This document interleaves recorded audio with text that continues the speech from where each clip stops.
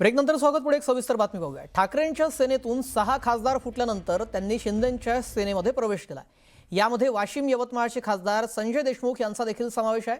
आणि या सर्व घडामोडीनंतर आता उद्धव ठाकरे 27 जूनला म्हणजेच उद्या वाशिमच्या दौऱ्यावर येणार आहेत.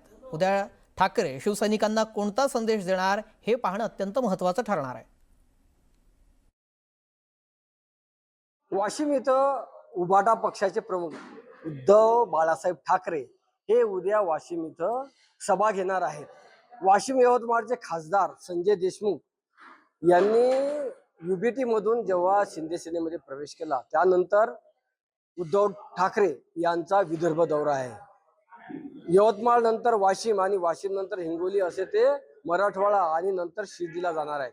तत्पूर्वी वाशिम मध्ये ते येणार असून नेमकं उभाटाच्या जे काही कार्यकर्ते किंवा जे काही शिवसैनिक आहेत त्यांना काय मार्गदर्शन करणार आहे हे पाहणं महत्वाचं ठरणार आहे.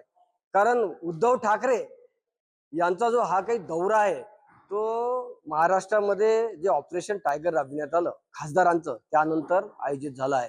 अगोदर जर उद्धव ठाकरे आले असते तर यापेक्षा स्थिती चांगली असती अशी चर्चा कार्यकर्त्यांमध्ये आहे. मात्र खासदारांचं ऑपरेशन टायगर झाल्यानंतर उद्धव ठाकरे वाशिम मध्ये येत असून नेमकं ते कार्यकर्त्यांना काय संबोधित करणार आणि पक्षाची जे काही कार्यकर्त्यांची जे काही वज्रमुठ आहे किंवा कार्यकर्त्याची एकता आहे ते कशी टिकून ठेवणार हे उद्याच्या सभेनंतर पाहावयास मिळेल.